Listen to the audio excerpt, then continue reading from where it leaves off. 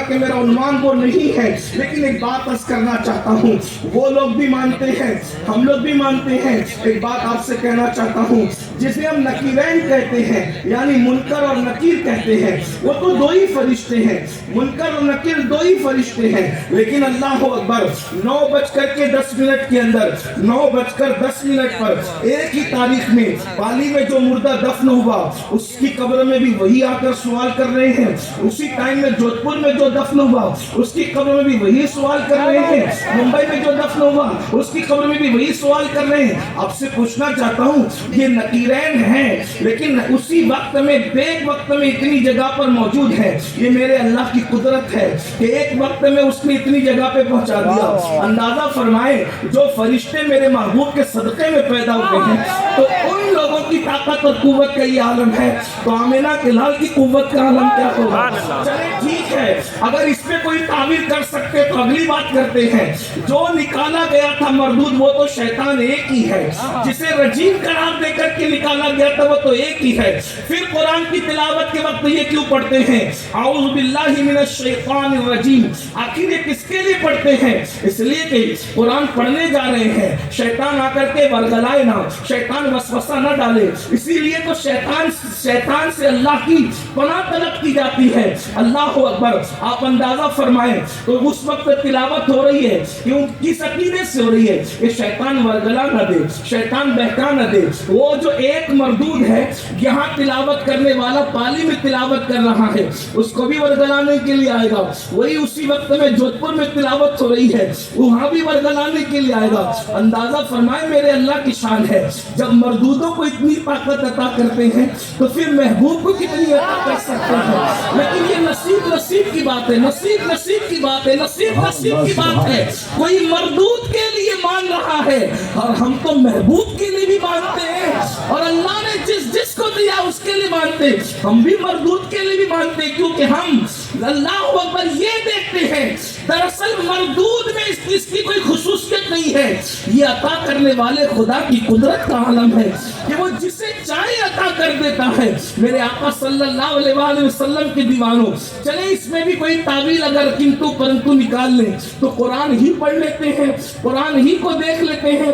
بات حضور کے دیکھنے کی نہیں ہے، اللہ کے دکھانے کی ہے۔ ہم تو ہر چیز میں عقیدہ رکھتے ہیں عطائی کا۔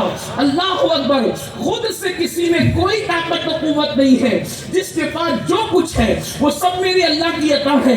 لیکن چلے قرآن ہی پڑھ لیتے ہیں، سورۃ النمل کے اندر یہ واقعہ موجود ہے کہ اللہ اکبر سیدنا سلیمان علیہ السلام نے مسکرایا، تبسم فرمایا۔ عبداللہ ابن عباس رضی اللہ تعالیٰ عنہ فرماتے ہیں حضرت سلیمان نے جب تبسم کیا تو پوچھا تبسم کی وجہ کیا ہے؟ وہ فرماتے ہیں کہ چوٹیوں سے چوٹی کہہ رہی ہے کہ اپنی اپنی دلوں میں گھس جاؤ، کہیں ایسا نہ ہو کہ لاشعوری طور پر لشکر سلیمان تمہیں اپنے پیروں سے کچل دے۔ اللہ اکبر، اندازہ فرمائیں، غور فرمائیں، حضرت سلیمان مسکرا رہے ہیں، پورے لشکر میں سے کسی نے نہیں سنا، جنات تھے انہوں نے بھی نہیں سنا، انسان تھے انہوں نے بھی نہیں سنا، کس نے سنا؟ سلیمان علیہ السلام نے۔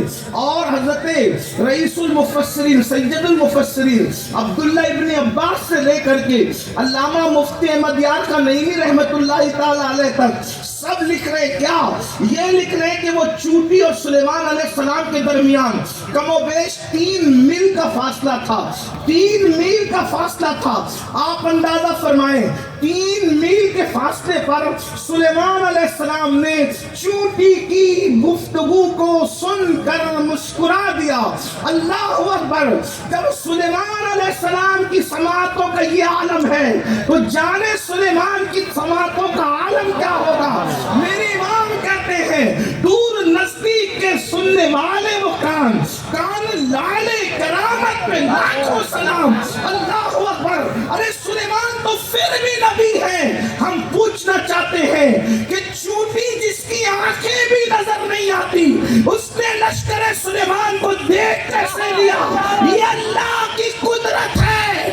اگر چوٹی کو دکھانا چاہے تو 3 میل کے فاصلے سے لشکر سلیمان دکھا دیتا ہے، جس کو چوٹی کو چٹکی میں مسل کے بچے بھی مار ڈالتے ہیں۔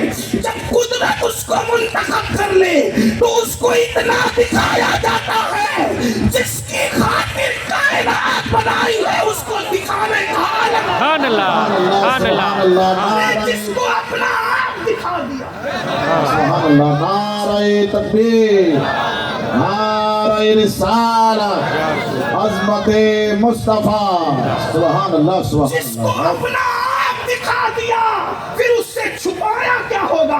اسی لیے تو میرے امام کہتے ہیں اور کوئی غیب کیا تم سے نہا ہو بھلا، جب نہ خدا ہی چھپا تم پہ کروڑوں درود۔ سبحان اللہ سبحان اللہ، بہت ماشاء اللہ، جہاں سبحان اپنا اللہ۔ آپ دکھایا ہے پھر چھپایا کیا؟ سب سے چھپایا، بلکہ حضرت موسیٰ نے تو 9 مرتبہ عرضی کی کہ مجھے دکھا، تو 9 مرتبہ فرمایا تم نہیں دیکھ سکتے۔ یہ نہیں فرمایا کہ ہم نہیں دکھا سکتے، بلکہ فرمایا تم نہیں دیکھ سکتے۔ ہائے ہائے، اندازہ تو فرمائے اس لیے تم نہیں دیکھ سکتے، کیوں؟ اس لیے کہ دیکھنے والی آنکھیں کوئی اور پیدا کی گئی۔ جس کو دیکھا یہ موسیٰ سے پوچھے کوئی، آنکھ والے کی ہمت میں لا کر سے۔ سبحان اللہ سبحان تو اللہ کے رسول صلی اللہ علیہ وآلہ وسلم ہمیں ملاحظہ فرما رہے، بات ایک جملے پر دور نکلی، اصل عنوان یہ ہے ان الذین یؤذون اللہ ورسولہ، جو اللہ رسول کو اذیت پہنچاتے ہیں اللہ نے ان پہ دنیا میں بھی لعنت کی اور آخرت میں بھی۔ مطلب کیا؟ گناہ کر کے حضور کو دل دکھاتے، حضور کو تکلیف پہنچاتے ہیں۔ آقا فرماتے ہیں کہ جس نے مجھے تکلیف پہنچائی گویا اس نے اللہ کو اذیت پہنچائی۔ اللہ تو بے نیاز ہے، لیکن یہ اللہ رب العزت کی محبت ہے کہ محبوب کی اذیت کو اپنی طرف اشارہ فرما کر کے محبوب سے محبت کا اظہار کر کے فرمایا ان پہ لعنت ہے دنیا میں جو میرے محبوب کو اذیت دیتے ہیں، گناہ کر کے تکلیف جس طرح کی بھی تکلیف پہنچاتے ہیں۔ اس کا مطلب یہ ہے کہ کون آپ کے ساتھ کیا کر رہا ہے یہ مت دیکھو، یہ رسول اللہ کو پہنچائی ہوئی اذیت کے بدلے میں مصیبتیں ہیں۔ حضور علیہ السلام کو پہنچائی گئی تکلیف کے بدلے میں یہ اذیت اور مصیبتیں ہیں